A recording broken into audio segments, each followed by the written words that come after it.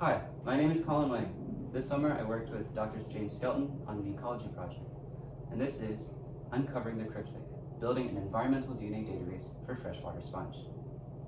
Have you ever gone on a hike, seen something small, something tiny even, and wondered what part it plays in the hugely complex environment around it? Maybe? Well, ecologists do this all the time, and often we just have no answer. We know very little about what that organism does, where it lives, its true species diversity, and we just know very little about it. And that brings me to what I'll be talking about today. Meet the freshwater sponge. Sponge colonies of sponge tissue, sometimes green, sometimes brown. They're great benthic feeders and key water filters for freshwater lakes, ponds, and streams. Benthic just means that they live at the body of water, so this is what they look like, but we know very little about them. And why is that? Well, they're very cryptic, or they're difficult to study. For one thing, they like to live in murky water under rocks, under logs. And secondly, they all pretty much look the same, which more or less means there's no easy way to tell them apart just based on what they look like. There is some method where you can look at the morphology or the shape of their reproductive structures, but that has problems of its own. Now, the Skelton Lab is trying to develop a new way of identifying them based on what we call environmental DNA, or eDNA for short, which identifies species based on their DNA code rather than physically capturing or tagging them. Ideally, it is much more reliable and accurate because it is based on the eDNA code. Now, there are different genes or genetic markers, as we say, to target that you can use to identify these different species. The typical one that scientists use to identify animal species is CO1, which codes for the mitochondria, and it just doesn't work very well for freshwater sponges. We've tried it, we've tested it, and it doesn't work very well.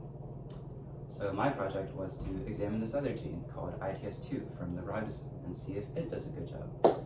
So I extracted DNA from lots of sponge specimens.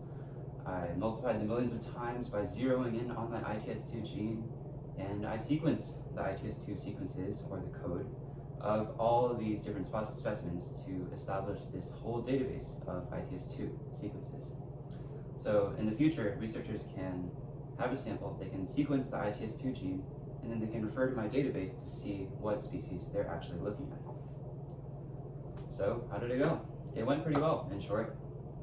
What you see here are some sequences going left to right, and I put these three images of the spicular morphology, or the reproductive structure from earlier, that just to say that these are all different species, and that these tiny, minute variations in the code, they are enough to tell apart different species. You can also visualize this data in a phylogenetic tree, or so what you're seeing here is clusters or groups of aligning sequences. So let's say the 8 sequences down here, they all had 100% alignment, where their sequences are all the same. And they all code for this one species called Radiospongilla cerebrata. And high numbers like these, 100s and 94s, they indicate that ITS2 is doing a good job of distinguishing clusters from each other, but also staying consistent within their own. This is a condensed version of the tree, but the idea is the same. ITS2 works, and the database is good. But why does any of this matter, right? You probably didn't know that freshwater sponge existed until about 5 minutes ago. And the truth is, the health of our waterways matters. I put up some report card grades for local tributaries in the past year. The York River got a D, the James River got a C. On the positive side, the Chesapeake Bay got a C+, which is the best grade it's gotten in over 20 years. But there's still work to be done, right? The idea, though, is that the better we can understand, the better we can study these natural ecosystems, the better we can preserve the life they have, as well as the industries that they maintain. This is, fishing, agriculture, recreation, you name it. You've heard of oysters in the Chesapeake Bay, right? Key water filters and how important they are. Freshwater sponge are the same. So if there's anything I want you to take away from today, it's that the small things matter, even if they're cryptic.